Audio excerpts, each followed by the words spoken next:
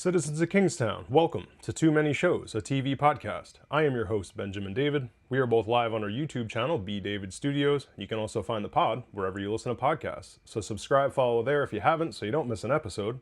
On that note, smash that like button, hit subscribe, turn on notifications for future streams of Too Many Shows. Also, any kind of super donation here on the stream or on any of our videos is much appreciated. And we're continuing the pods and the streams with Season 4, Episode 2 of Mayor of Kingstown, baby. Last week, we reviewed the Season 4 premiere, and today we're back again for Episode 2. It's titled Promises to Keep. As I mentioned in the Season 4 premiere review, this has seriously become one of my favorite shows of all time, and I was thinking about it. Out of the shows we've covered so far, again, it's been Alien Earth and Tulsa King. This is easily the most both excited and the best so far, even just 2 episodes in. Easily the best show we reviewed so far in the pod. So I thought it would be a nice thing to announce in the beginning. So anyway, moving forward, still going live every Monday. We start between 2 and 2:30 p.m. EST.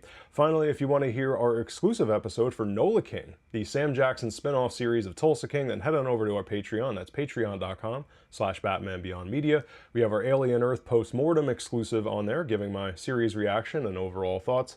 And then I also have an exclusive coming for the crime series Task, the HBO miniseries with Mark Ruffalo, our boy Mark Ruffalo. As patrons, you guys also get early access to podcasts, detailed episode notes for each pod, and a ton of more exclusive vids and pods you can only find there. That's all just at the $1 level. And again, patreon.com/BatmanBeyondMedia. All right, so let's do it. My review of Mayor of Kingstown Season 4, Episode 2.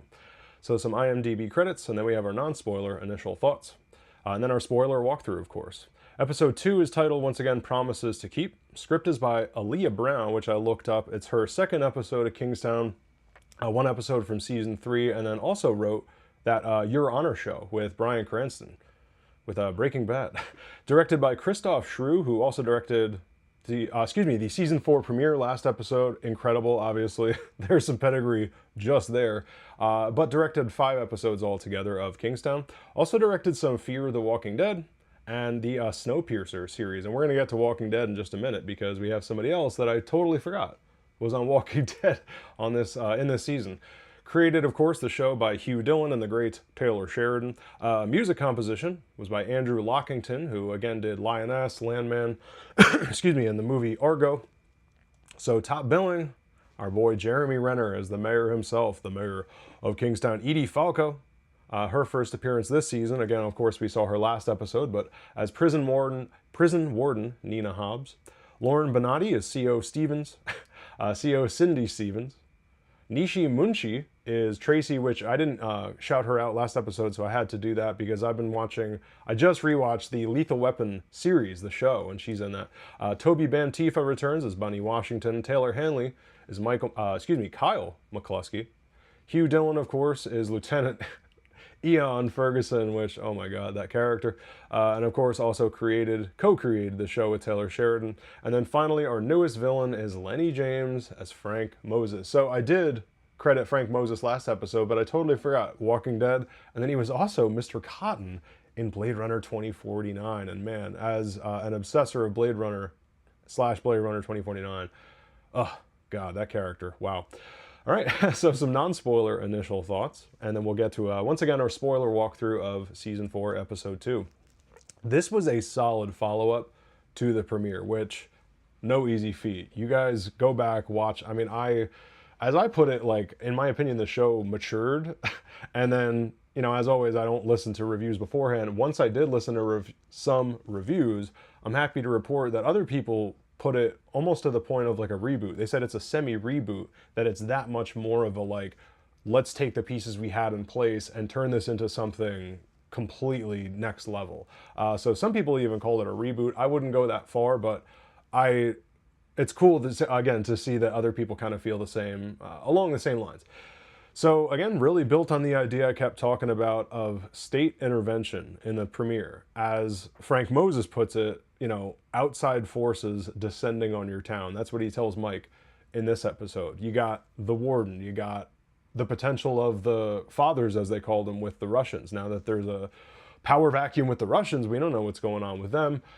This guy, Frank Moses, coming in from Detroit. Detroit's a much bigger town. My initial prediction was that he was possibly like a high-ranking Crip. It turns out he's just a guy from, not just a guy, he's just from Detroit, not a Crip. But anyway, just again, these outside forces, this episode, my point once again, really, the show just moves. And as it moves, we're going to get to, interestingly, we're also kept in the dark in a way that makes for such good television. Like, we thought we saw Mike lose control in the past, and we did. Now the show barely gives you the POV of anyone conclusive, at least yet. Like, it's doing such a good job of telling you what's going on in a very fast, no BS way, but also, we're like, what? And then they even did it, again, this is non-spoilers, and we're going to get to our walkthrough. But one of the last things I'm going to say here, they even did this keeping in the dark thing in an innocuous way, which it's like, you know, something you think is going to happen to a character essentially doesn't. So they even do it with that, like something that gets revealed about little stuff. My point is that I think the show is intentional. I know the show is intentionally going, you have no idea what's going to happen to any of these people because of this town in which Kingstown. I don't have to get into that again. We know where we're at, people.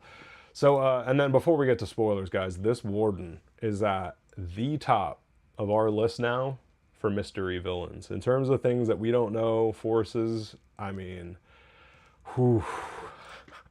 And we'll get to, once we get to spoilers, theories that other people have too. And man, I didn't want to at first accept them, but this episode, who knows, judging by what I saw. All right, so our spoiler walkthrough. So begins our beat-by-beat spoiler walkthrough for Season 4, Episode 2. We open an ad seg, Anchor Bay, yay.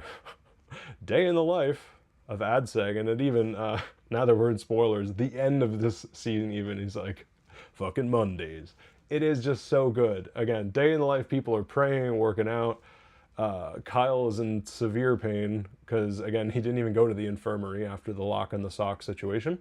Callahan's like, settling in's a bitch. And the fact that this dude is one cell away, again, in ad seg, you have the head of AB right next to him. This other dude in ad seg starts losing it. He's like, I need to see my counselor. I need to see my counselor.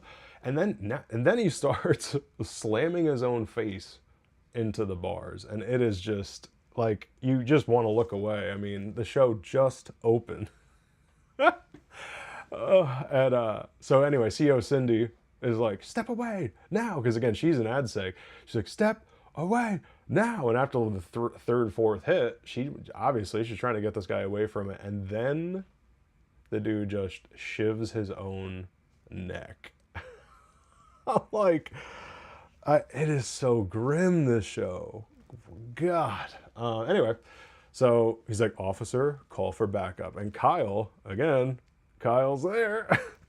Good old Kyle is sitting there and he's like, officer, call for backup. Because we know his background and he sees a fellow officer freezing. And Kyle can definitely identify with freezing, let alone out of prison. Oh no, just thought of that. Anyway, so as she's freezing, all these other guards run in and they start dealing with it. And again, the tag of this scene, such good writing. Fucking Mondays. Callahan, man. That guy's great. Actor is great. His character is a monster, obviously. Then we got our series intro. Oh, sorry. So I just noticed who's in the opening of this episode. Once we get to the opening, he's like, this isn't fucking snack time. I mean, Mike asked CO Cindy, he's like, oh, sorry. Oh, wait, I guess I did forget what I wrote here. I didn't write look who's in the opening of this episode. Huh, I guess I didn't write down who it was. My bad. Sorry, guys. 3, 2, 1, we're back. I love how Mike, though, you know, when you're on the phone with somebody and you hear they're eating, we've all kind of been there, and he's like, are you eating? He's like, this isn't fucking snack time. Anyway, Mike asks about CO Cindy. He's like, yeah, the one you have a crush on. And, you know, Carney right off the bat is just so, oh, that's what I was thinking. Okay, the fact that it opens with Carney, that's what I was trying to say. The fact that the episode opens with Carney, and now that we're in spoilers, we know who it closes with as well. Sorry about the confusion there. That's what I meant. And then Mike does a classic, thank you, bye. Because the point is that Mike needs to get a meeting with CEO Cindy, and he's like, all right, I'll set it up. And he's like, thank you, bye. Again, the theme of last episode was Mike trying to keep it together. This episode is being kept in the dark. That's what this episode is. And then a nice touch at the end of this scene as well of Mike almost getting hit on the train tracks. Like, driving over the tracks, the whole theme of the train. Obviously, we know how last episode opened. But even I was hearing people talk about like the symbolism of which side of the law you're on. You know, Mike says literally in this episode, I have friends on both sides of the wall. The idea of, again, sides of the town, where you're at, and then in this case, and then we're going to get to later, there's even a train whistle in a scene where you're like, oh man. Of course, where it ties in with Frank Moses, you guys get the point. You guys get the point. But to start off, again, the episode like this is great. KPD homicide. So the Colombian shooter, again, this is the only one who lived through that insane shootout at the end of last episode. That, again, was intercut with Kyle's attack. Good Lord. Ian and Stevie are interrogating this kid, and they are relentless. I mean, Ian is just increasingly not likable, and it's fascinating because, again, this is the guy who created the show. He's just written himself as this unbearable monster, which, again, has a meta kind of humor to it. And he's like, hablo English, hablo English, hablo, and he just annoys this kid to the point where finally the kid's just like, fuck you. And he's like, oh, thank you, big boss. So they've proven now that the kid can at least speak English, and that at some point they can get something out of them. So I guess that's kind of step one in their interrogation with this. The situation is so messed up, especially where we know this kid goes. This episode in particular, now that we know where all this is going, episode 1 doesn't have that. It does have a rewatch value, of course, it's incredible, but nothing like the rewatch value of this, because, and even though, again, a lot of it's left in the dark, knowing where shit goes, and again, opening literally the episode with Carney, you get my point. It's like so well done in terms of a rewatch. And Edie Falco, man, oh, whatever those reactions mean, she's so good. Anyway, Kingstown train yard.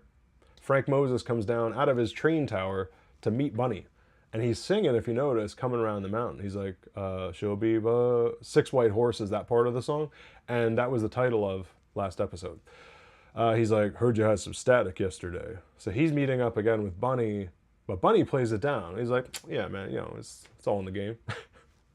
Just the fact that you're trying to play down, again, what we just talked about, that whole Colombian shootout. No big deal. Which all started, by the way, because they were coming up on Bunny with automatic weapons. And then, so Frank is like, wasn't the Colombians that took out Brighton Beach? Because we thought thus far, once again, even last episode ended with Mike still thinking, back to the kept in the dark theme, state intervention.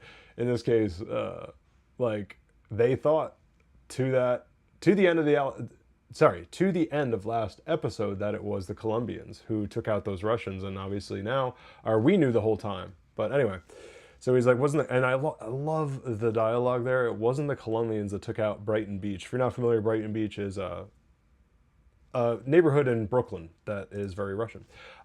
Anyway, so the 4 decapitated Russians were a gift to Bunny for a partnership. And this is where we kind of start to get the sale. He starts to sell the idea of like, yo, if we partner up, like, you think you're doing business now, wait till you partner up with me. Also, part of this pitch is that he's like, the cartel just tried to take you out. Like, you don't know. He points out, my point is that there's this power vacuum after the Russians got taken out. Milo's gone, Konstantine's gone. He just finished the job, as he puts later, I come into the 9th and clean up after Mike in the 8th. So he points out the power vacuum and kind of says, you're going to need help. You probably can't take over this vacuum on your own. So then they go upstairs into that train tower, and this whole setting is so great. The fact that this guy has this, as we're going to talk about, what I offer you is cross-border transport. And then they agree on 20%. And a first 30 of, you know, you got to do your negotiations. But the idea of this character, right? The idea of, I said this last episode, the idea of Mike McCluskey, the idea of this character and that character, but the idea of this character of a guy who, like, has this whole train thing We learn later that he's at least 2, if not 3 steps away from anything and has no record. Like, who at this level at his age, dude's probably pushing like 60, 65, has no record and does all this business with Crip level, you know, bosses of crime families. But the whole deal, obviously, with the train thing is cross-border transport, interstate trafficking, and just does straight business. I mean, straight.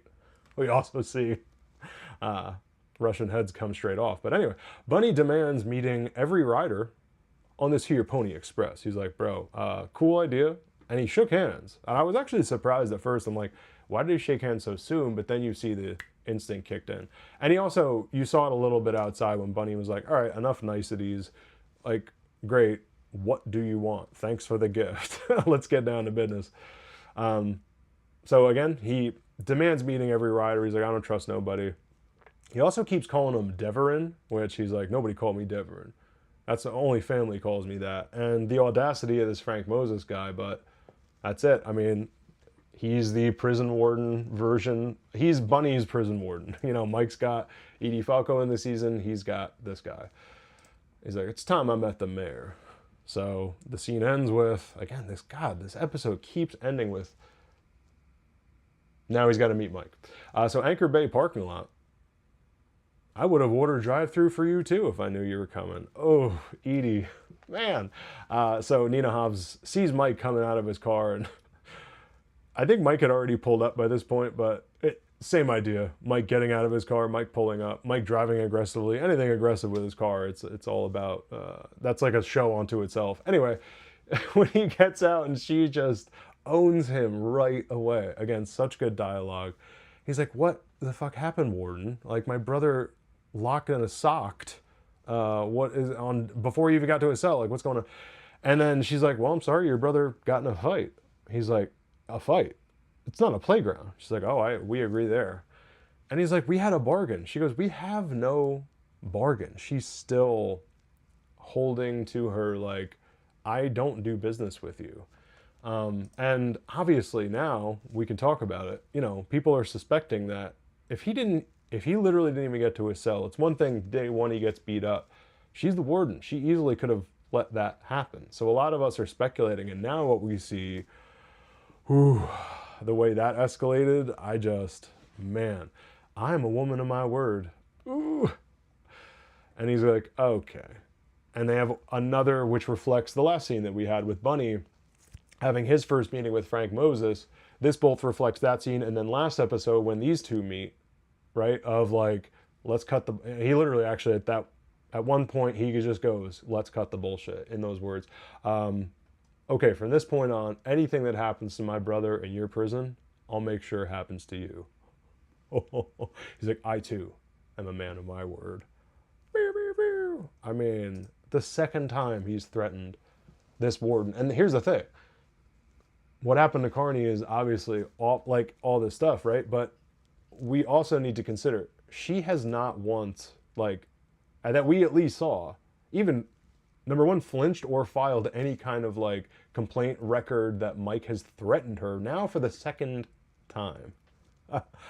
As we're going to see, I think all she needs to do is say, like, give half a hint to that dude Torres. And as predicted, if I'm right, if any of us are guessing the way we're guessing, that dude is a straight up monster. Wow. And so is Mike, right? Like, we don't know where this is going to go. Again, not even phased. She's like, oh, and then she sees, speaking of Torres, he's like, is everything okay? Oh, yeah. I think it's time to reassign Carney. And what does she say? Any lingering loyalties? Ugh.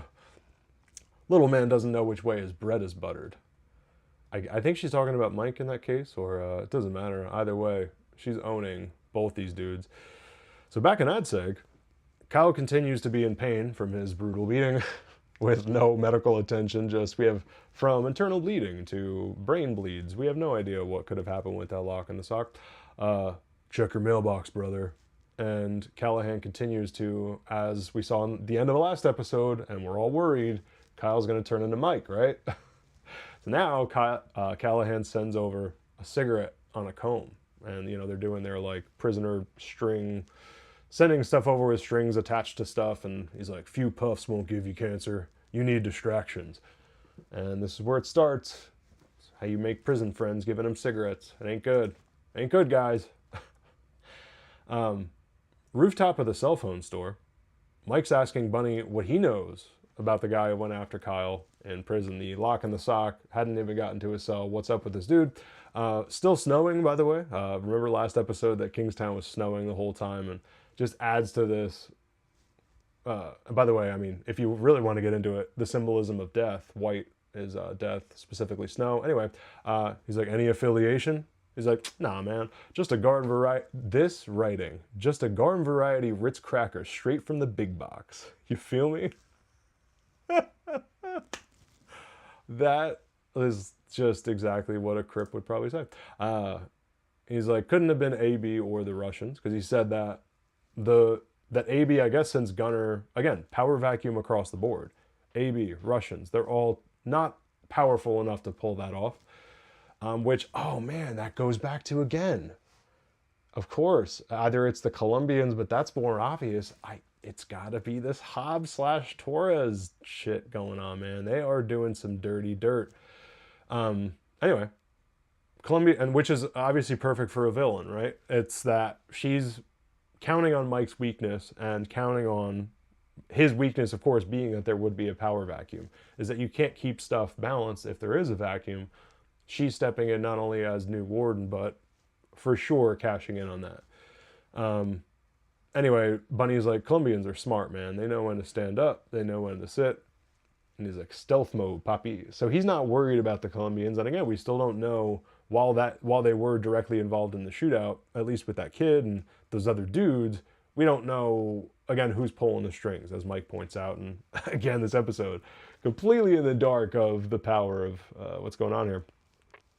So Mike still believes it's the Colombians at this point who decapitated the Russians, but this is his opportunity to be like, all right, what's going on with that? Because he immediately sees, then he sees Bunny's face when he says that. So he still believes up to a point that that's what's going on. Then he sees Bunny's face and he's like, what's with that poker face? Again, they're brothers. They know exactly what the other one's thinking. He's like, wasn't the cartel that did Moscow. Frank Moses, old head out of Detroit.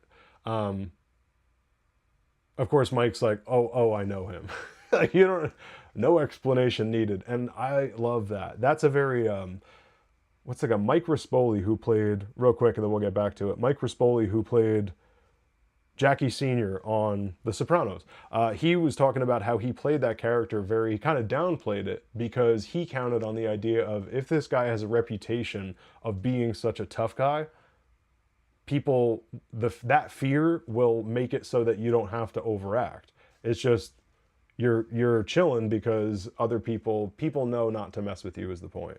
And I love that idea. And then in this case, it's like, just that name, everyone's going, oh my God. I mean, even Rebecca later, like, when does she ever question the people that come into that office? How many, those awful people that come into that office, and all of a sudden she's got questions, which is interesting. Anyway, he's like, yeah, so those Russians, they were a gift from Frank, and he wants to team up. We're going to be good. He's like, no such thing as gifts, Bunny.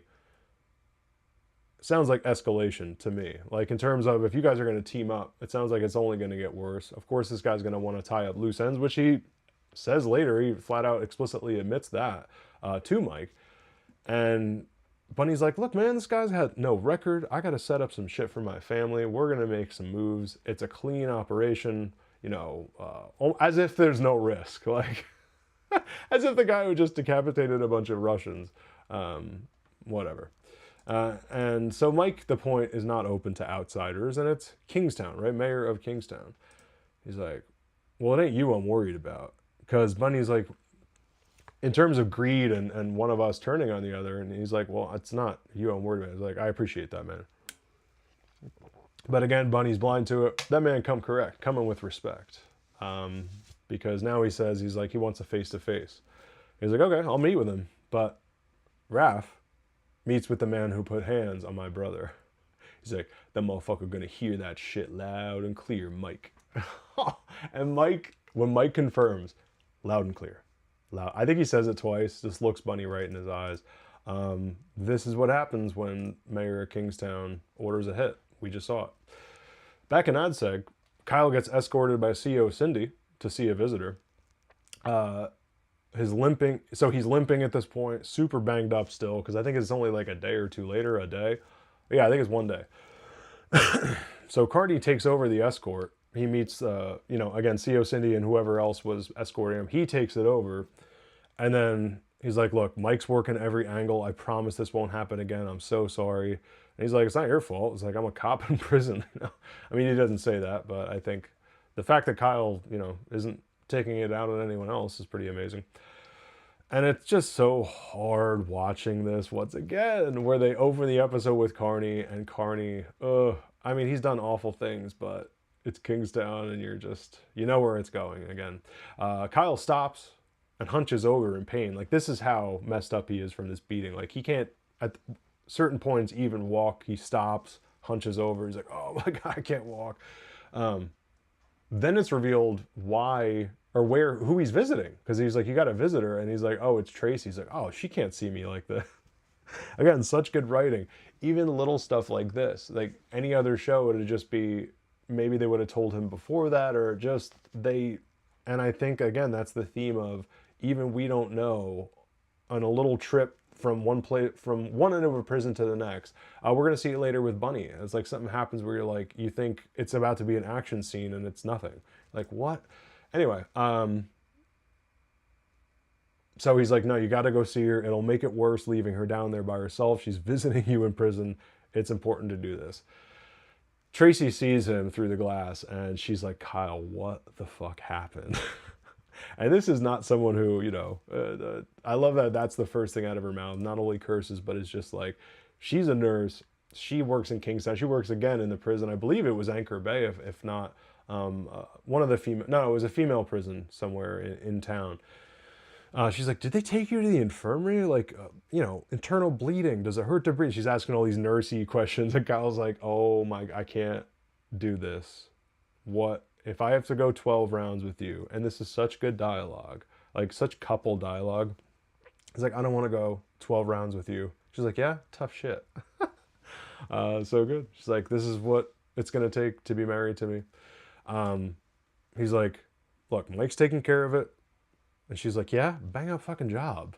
Like, Mike's not doing a great job. Look at your face. So she points out the importance of what happens when families stop visiting. So she's like, I gotta keep visiting, and what, like it or not, whether you look like this or not, I will keep visiting. And the actor who plays Kyle, he just plays it so well here.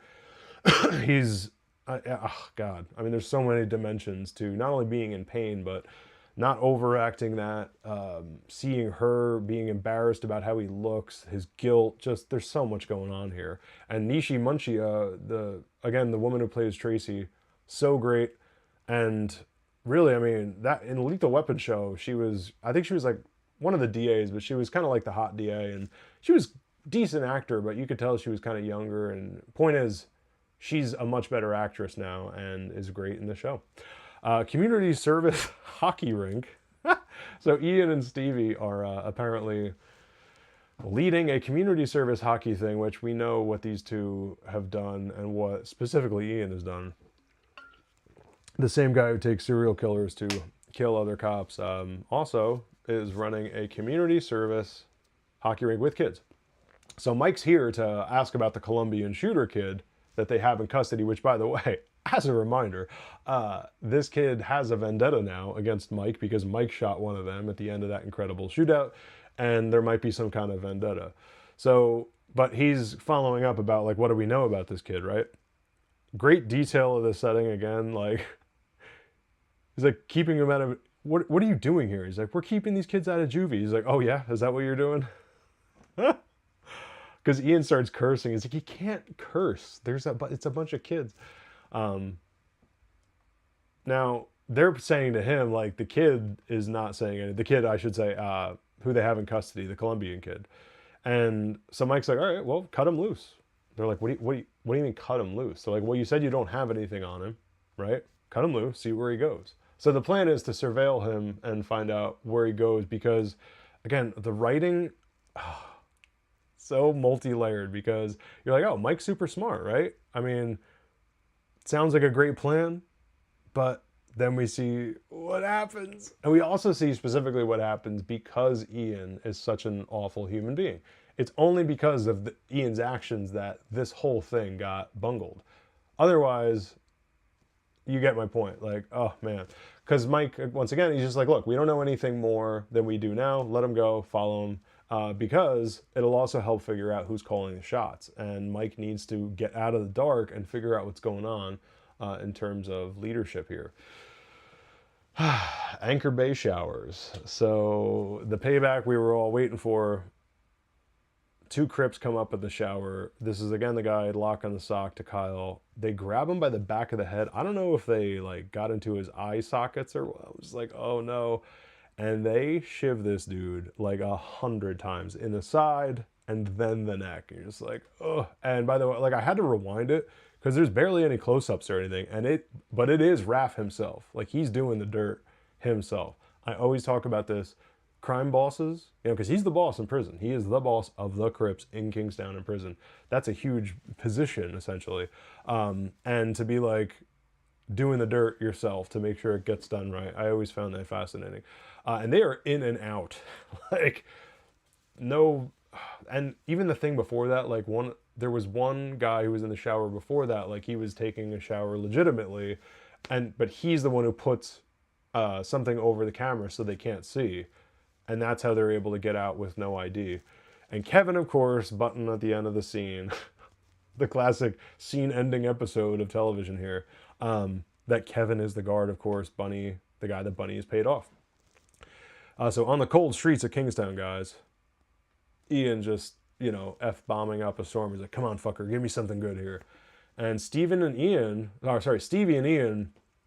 are tailing the Colombian kid. So you're like, all right, cool. Like, we're getting somewhere, guys. Yay. Oh my God. Then he gets a call from the captain demanding he come in. And again, this goes back, how good is this writing? The only reason that this surveillance gets interrupted, and probably Carney would not have ended up where everything that dominoes after this is because of what Ian, his level, like, again, how fucked up all these characters are, but his level of monsterdom, whatever the hell you want to call it. Anyway, Mike driving the Lincoln, which again could be its own show. So much character unto itself. He gets a call. It's done. Oh, God, the call from Bunny. And Renner is so good when he gets this news. It's this mix of like relief, kind of sick satisfaction, but also, what am I doing? What is this like? Mike's office. Rebecca is spooked, once again, that Frank Moses is in the waiting room, which, when does Rebecca ever question? This is Mike McCluskey's office. Who is ever going to question who's sitting in that office? That reputation thing of like, yeah, we saw the thing he did with the Russians. I mean, obviously you open the season with that, but it's that kind of thinking of like, oh, reputation established. She goes, look, you don't pay me enough for Motor City, Mike. What is Frank Moses doing out there? And he goes, you know, it's Kingstown. Like, who isn't in this fucking town? That's such good dialogue. That man is murderous. Who isn't in this town? And he's like, look, you want a raise? I'll give you a raise. This isn't funny, Mike. He's like, smile. You got a raise. You're priceless, Rebecca. And he tries to lighten it up, but clearly Frank Moses, that's bad. So he comes into the office. Again, great reaction shot. And I like that they're giving us more of Rebecca. We didn't get detailed stuff about Rebecca. We did get the one kind of dialogue between her and Iris, which I really like. The point is that it's indicated that she has a shady past too, which fits in with all of Mike's gang. Everyone in Mike's gang has to have a shady past. It's like in the application, you have to have one.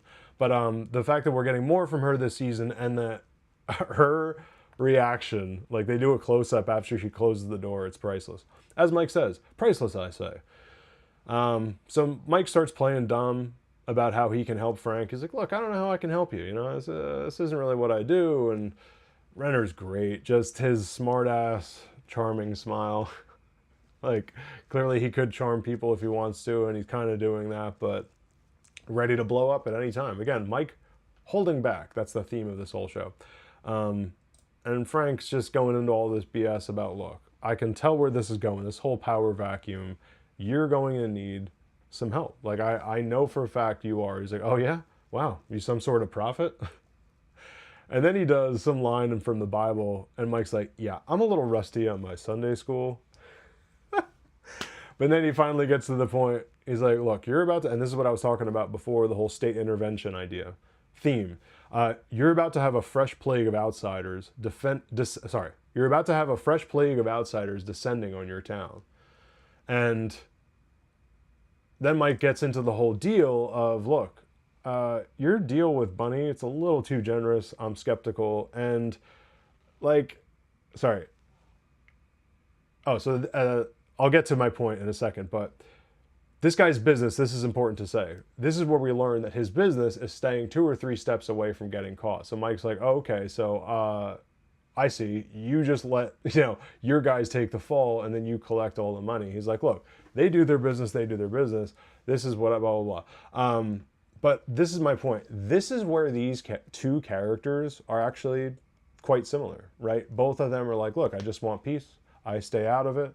But the thing is that Mike doesn't do it for profit. And they literally say that. He's like, my payout is peace. At least the promise of it, not for profit. So Frank's like, all right, well, then I ask your blessing while I shut things down. And Mike's like, shut things down? He's like, I'll do it with restraint. And he goes, oh yeah? Was that restraint on the tracks? He's like, look, Mike, I'm just finishing what you started with the Russians. You were in the 8th, and then I come in the 9th and finish them off. Again, this dialogue is nuts. And Renner right here, button at the end, I'll be seeing you. Great close-up as he says that before the cut. Like, we all know what that means. When the mayor of Kingstown says, I'll be seeing you, not good for you. But again, this season, it's like, it's not good for Mike either. The level that he is, the level of his adversaries is unseen thus far. So KPD captain's office, Ian gets called in for question. Every time you see Evelyn and Ian in the same room, you're just like, no! But it's satisfying because he deserves it. It's like so bad. So he gets called in for question. Evelyn's waiting with the captain. And again, now that we know where this episode goes, or kind of know, we're like, no! Anyway, the captain himself has a great voice. He's like, have a seat. We saw him go back and forth with Mike in season 1 especially. I always remember him, the whole, like, when they're going back and forth about who has jurisdiction over the prison during the prison riots. And I just love this voice so much. This guy's voice so much. So Ian refuses to sit, just continues to be like aggressively offensive, if not overly defensive. And he's like, all right, fine, run the tape. So he tells the captain tells Evelyn to run the tape. And it's like on an iPad, the footage of Ian's cruiser being both at Morrissey's house, like right as he got killed. And then she says 11 minutes later, returning Charlie back to Anchor Bay. He's like, look, there's no license plate, no ID. And he, again, just like F-bomb, F-bomb, F-bomb. She's like, look, I'm here as a courtesy, Ian. Again, the drama between these two is so hardcore. How patient she's been, but also she's like, I'm going to the grand jury. He completely denies it. She's like, okay, consider the implications. Like, go ahead. And she lets him keep the iPad because the captain's like, hey, take the iPad. She's like, you keep it. Consider the implications. And then Ian continues to be defensive, like, to the captain. He's like, are you a cop or a fucking doorman? He's like, you were out of line, Ian. Again, this guy's voice is like baritone of the baritone. You were out of line. And it's good now that we're seeing a third party of authority view this. The only other person is Mike's gang, and they don't really count, of a third party. Beside, my point is Evelyn, knowing what's going on with the Charlie murder. Anyway, Anchor Bay showers. Warden Hobbs meets Torres to see firsthand the murder in the shower of Kyle's attacker. And then she's like, history of violence, because Torres is going through, this guy's rap sheet. He's like, oh, he has a history of violence.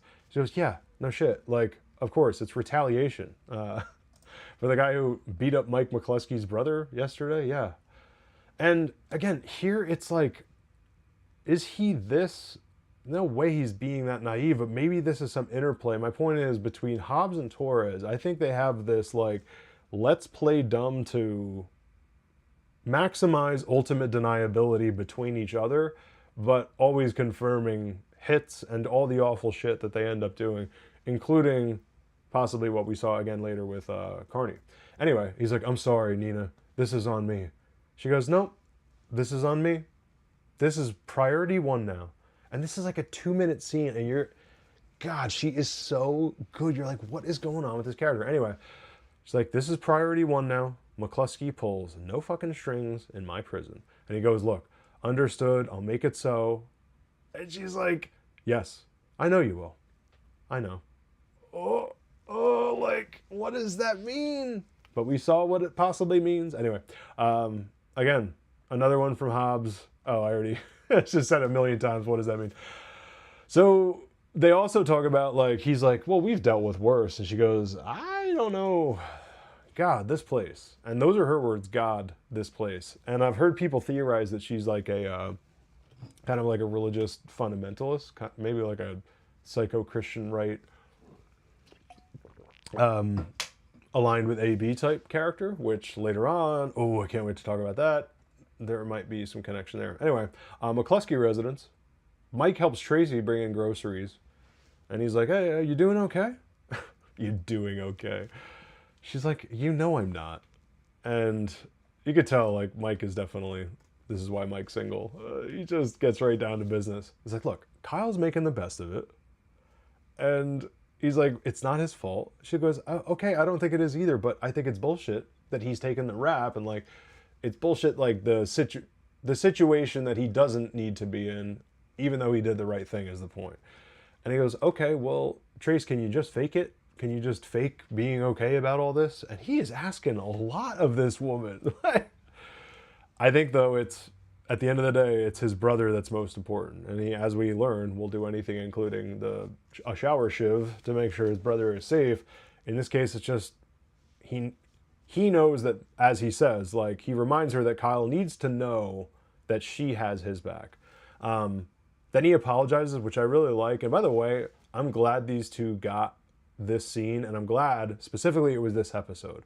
I think timing, even season-wise, this is such a good season of television, because I'm glad that they didn't interact last episode. If you notice, when Mike picked up Kyle for prison, they were in the same house, but he was like 3 rooms away, through doorways. There was a lot of, like, blocking and stuff that they were doing that, because what do those two say to each other in that moment? Like, it's too early for sorries, it's too early for how you doing. Like, you're not gonna make small talk. It was perfect that they didn't interact, so, but they needed to kind of as soon as possible, at least insofar as episodes. So I'm glad, again, it was episode 2. So Anchor Bay cafeteria. Torres is standing in the cafeteria looking around. And at first, this is, again, so in the dark. The show keeps doing this. Like, at first, I thought we were going to see a hit, because they kept following around these lunch trays in the kitchen. Like, kind of close-ups and of stuff you wouldn't normally get of, like, workers in the kitchen of the cafeteria. Anyway, Roberto, this is the guy, the head of the Colombians, or at least he has authority in the Colombian prison population, I should say. A high-ranking guy in the Colombian gang. He is in line, like, giving his tray back, which, again, you thought there was a hit, because then you see Roberto, and you're like, oh, Roberto's going to get... And then, anyway, nothing happens. And then Torres calls him over to talk to him. So, at first, we're watching this, we don't think... I mean, you start to think, oh, they're doing the dirt, right? But then Carney breaks it up, and we learn... And the show, again, is always doing stuff like that. He's like, hey, Torres, how far does your head have to be up your own ass? This is some Bush League shit. And he gets real pissed at Torres, because apparently they're not supposed to stand 3 paces is what he says. You're not supposed to stand that close to inmates, especially if you're not a guard, is the point. So, but as we learn later, it's like a Colombian kills Carney. I mean, obviously it's all on the table now. He was speaking Spanish to him. He seemed to be friendly with him. He was talking very close. What else would they be talking about? But then again, the show, it's still going to turn out to be way more interesting than even that, I'm sure. On a cold bridge in Kingstown. Ian is standing on the walkway. So it's like the walkway part of a bridge over a road.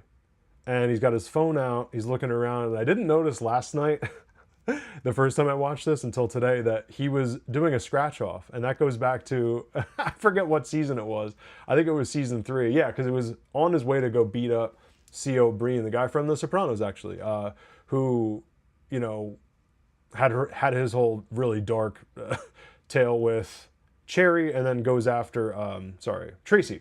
So they have their thing with Tracy. Mike has to go beat him up, and he's like, I need your help. And he's like, what do you need help with? He's like, because I'm going to kill a guy. He's like, why do you need my help with that? He's like, no, you need to stop me from killing this guy.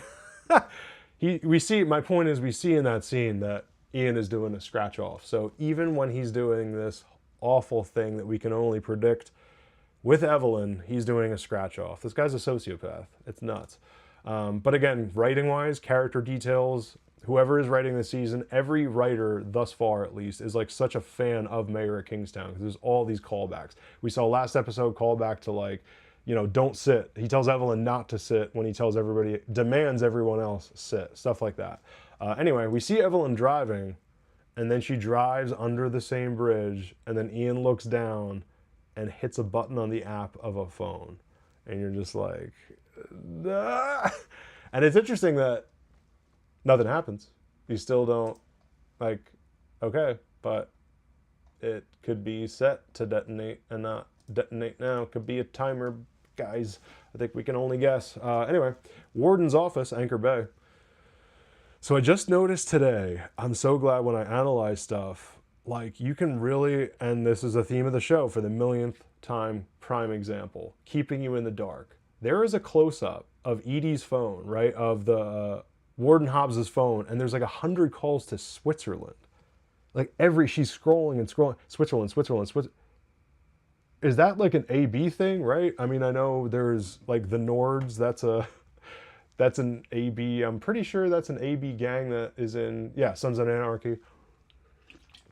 But Switzerland, would that be, so Alpine, I guess? Yeah, I mean, Switzerland, you have Austria, Germany. Is she like that tapped into AB is my point. She's got like international, you know, world HQ ties to AB. That would be, wow. Like, what else? What are those? Or obviously Switzerland, you could guess. You know, shady money investment, right? You can, they don't look into your money. Anyway, so Carney asks for a minute of the Warden's time. And again, when you rewatch, this is an episode of like, you have to rewatch it because knowing what's going to happen. Carney asks for a minute of her time. She expresses being in a rush. She's like, oh, we don't want to make our loved ones wait. She has some kind of like old school Southern kind of Christian-y line. And the close-ups of her reaction are solid. Like, first of all, when she's going through her phone and then Carney opens the door, she looks up kind of like as if she's got caught. But she plays it down just enough. And there is like, I wouldn't say an extreme close-up, but it is close, right? And her eyes, those ice, like, God. Anyway, so then he starts telling her about the interaction between Torres and Cruz. Again, Roberto Cruz, one of the Colombian high-ranking guys. And he's like, look, I don't know what country club that you two came from, but you can't have your, you know, deputy warden 2 feet away, like talking close. Like, it's three paces away. And he's like, look, he starts mansplaining prison to her in her mind. Like, the reaction on her face right there is like, this guy is telling me about murderers in prison. Which I also didn't understand. You know, he did say what country club you two came from. I get it, but he also knows that she was, you know, what did she say? 3 federal and 2 state. Yeah, she knows these things. But the point is, her eye contact, and this was really where it kicks in, while he's talking to her about like, you know, you don't know anything about murderers, and her eyes, she just doesn't blink. It's a Hannibal Lecter thing. And right there, I'm like, there is some shit going on with this lady. Wow. Like, Edie Falco already has all the Emmys for this. Good God. All right, so Mike's driving. Again, show unto itself. The Mike's driving show. He calls Bunny, and he's like, this partnership's go sideways. I need to know. Basically, like, look, if shit starts to go bad with Frank Moses, you have to keep me in the loop at all times. It's just like your business, how you keep me in the loop with your business, you have to do that same thing if you're teamed up with this guy. And he's like, hello to you too, Mike. And there's a bit of interesting jealousy here, right? I mean, Mike rightly doesn't trust the guy, and there's the more obvious, like, looking out for his family, because as we always say, Bunny's family. But the interesting part is that, like, because he loves Bunny on that level, there's also a bit of, I think, like, jealousy, fatherly jealousy there with Moses and Mike, which is cool. Anyway, he's like, look, this alliance, this is all about family. I'm doing for mine. He's like, look, I respect that. I just, you know, if you're waiting to take over this guy's kingdom, I wouldn't hold my breath. And then it's really interesting. He goes, all right, but you know me, though. If this guy comes after me, protect what's ours. That's what matters. And then Mike, such a gangster. Again, it's just, he is the real gangster. That's all that matters. And not just obvious, for the more obvious, like, yeah, Mike's brother's in prison and he looks out for his family in that sense. He is a gangster. It's like, no, Kingstown is all that matters. You know, rep Kingstown is the point. Anyway, house party. Bunny arrives to this party, and it turns out to be his sister's party. And this is what I was saying, and even in non-spoilers, there was an innocuous, you think, the way they set this whole thing up. First of all, we get these amazing exteriors at Kingstown, as always, establishing all the industry, this hideous rust belt, just like hopelessness of these places. Point is, we kind of get a couple of them, and they're overdoing it a bit. Bunny arrives to this car, and then even makes a joke. He's like, why am I getting in this compact car, blah, blah, blah. Point is, we think he is on his way to some serious meeting with some serious people, probably Frank Moses. We think he's on his way to a hit. We think, and they get to a house party. And then you realize, you're like, oh, that's the only way Bunny can leave town. He can't leave Crip territory unless he gets secretly transported. But that's how this whole show plays. And there's no line about it. There's no like, this is what I gotta do to go to my sister's party. Nothing. It's just, this is a day in the life of Bunny. And maybe that goes back to the opening of the episode, like, oh, a day in the life. Is it fucking Mondays? This whole thing, I'm pretty sure, is one Monday at Anchor Bay / Kingstown. So Kevin's waiting for Bunny in the back. Kevin, once again, is the guard that he's paying off, who just let that awful hit go with the shower. He's like, what happened to a fucking phone call? Like, basically, why are you coming to my sister's party to talk business? This is, like, I secretly had to get transported here. How did your ass know about this? Demands he has a beer, which, again, very real. All this dialogue is so good. He's like, you're at my sister's party. You act like you're at a party. You will drink a beer whether you like it or not. Like, you're not just here for business. Anyway, Kevin's like, the reason that he's there, he goes, look, I'm just thinking, maybe there's more I can do besides just Anchor Bay. Bunny's like, see, that's the problem. You don't think. I think. Oh, such a good gang leader's line. I love that. And he's like, all right, look, I just need you to do what you do best, which is essentially charm wardens. You can charm this warden. Like, Bunny really thinks that this kid can charm the Edie Falco character, and I think we all know that's not going to happen. Anyway, he's like, and then he also goes, you come near my family again, I put a bullet in you. Like, oof. He literally was just like, if you come to one of my parties and do even just something as, we're still getting death threats even at, again, Bunny's party. Bunny's sister party. And then also, interestingly, this is the first time we've ever met Bunny's sister, Whitney, which, you know, is good to add new characters as the show builds and the show gets bigger, as we've been doing with a lot of other people in the show, obviously, this season. So back in AdSeg, Callahan sends over another gift on a string to Kyle's cell. This time, I mean, I'm assuming heroin, I'm guessing. Tempting, obviously, both for the pain, but then also the situation. I mean, this is what's more depressing than what Kyle's situation currently is. Like, his life is even worse than other people in AdSeg. Just think about that. Because he's a cop, his life is even worse than people in AdSeg of Anchor Bay Prison in Kingstown. Callahan has this thing of like, some people just aren't raised right. They don't respect thy neighbor. I respect thy neighbor. I'm a good Christian, even though I'm the leader of AB. He's like, I never knew a con kill for a cop. That's the mother of anomalies. That's the mother of anomalies. Fascinating character. The fact that this guy, again, is AB, but also well-read. We're getting that with Frank Moses, too. Highly intelligent gang leaders, essentially. And the fact that he's, like, analyzing Kyle, and this is the beginning of the manipulation, right? He's like, well, kind of do like you, because while you are a cop, you also shot a cop. Therefore, I like you, because I am sick in my head. Anyway, so Kyle stashes the dope under his pillow and doesn't do it. At the bar, CO Cindy waits to meet Mike. And she's like, Carney said 10 minutes, 30 minutes ago. He's like, yeah, all right, fine. She's like, but can we kind of get to the point, because I gotta go. He's like, what else do you got going on? She's like, I have 3 kids to put to bed. And I love that little piece of power she has over Mike. Like, look, I'm not just one of your gang, because Mike has to rebuild his gang.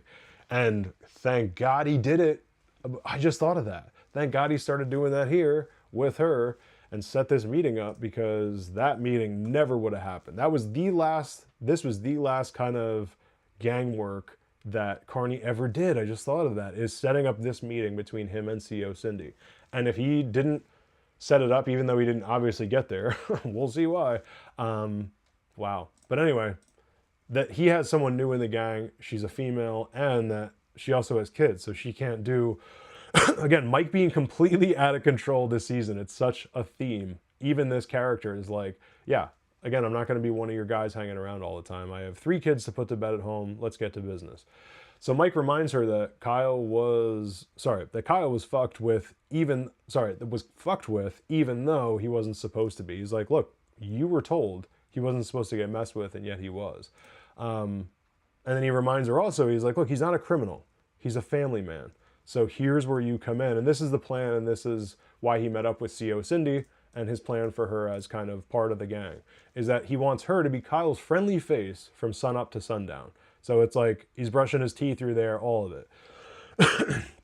Also, she needs to pick up when he calls, because Carney, as we saw, Edie Falco's character, Nina Hobbs, is not letting Carney, just be where he wants in the prison. So now Mike needs someone new, because she's an ad seg. You get the point. And she's like, I guess I can be on the phone. Like, I'm only a few days out of training. And Mike's like, that's good. That's good. Like, I'll, start him off young. That's what I want. I want you to be corrupt from the very beginning. But then again, we completely, as we've established, see where he's coming from. Like, his brother's a cop in prison. He didn't even get to his cell. We literally saw the lock and the sock consequences of this guy's every minute of him being in that prison. So as corrupt as he is, you're like, I get it.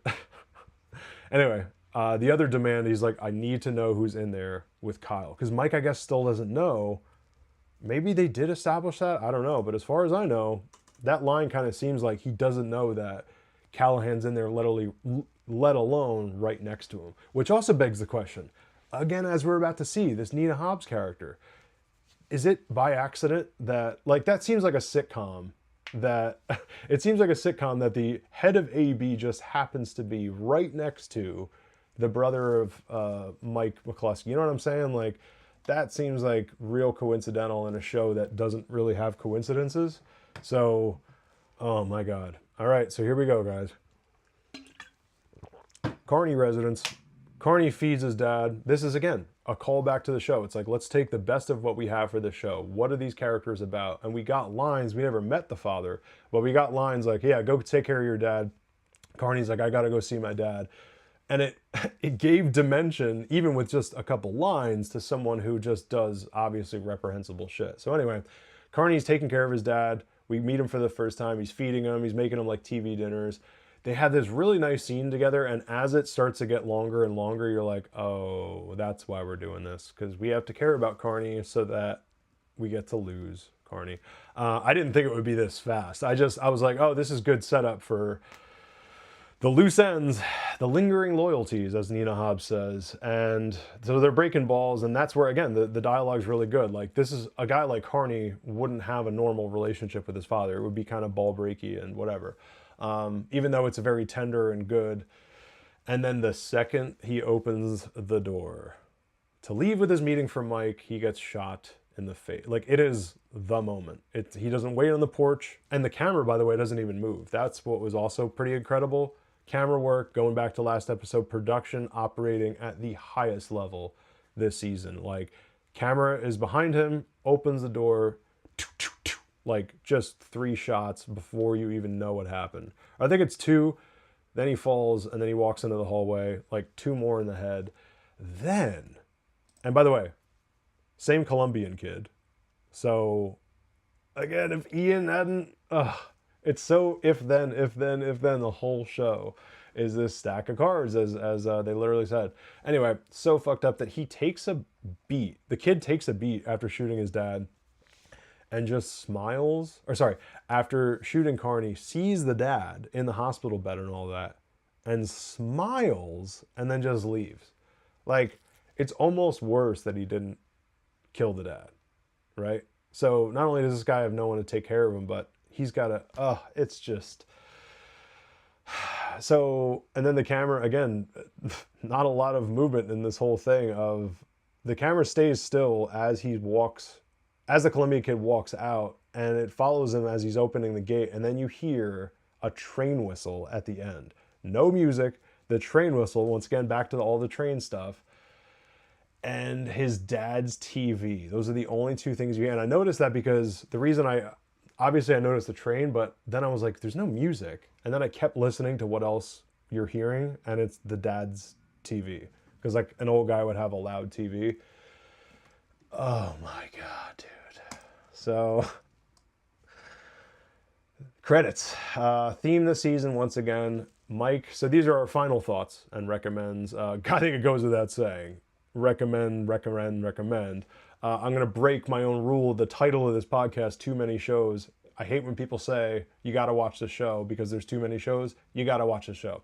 But the theme of this season, again, Mike being almost completely out of control. Like, and then between the close-up of her phone, so again, final thoughts here, now that we've seen all this, between the close-up of her phone and then what happens to Carney, this warden is into some shit. Like, none of that could be an accident. The fact that the killer is Colombian, the thing with Torres, come on, man. And then Edie's performance completely sells the layers of these people too. And any great villain must mirror in some way our hero, right? So in this case, Mike. Mike is the protagonist of this whole show. God knows how many layers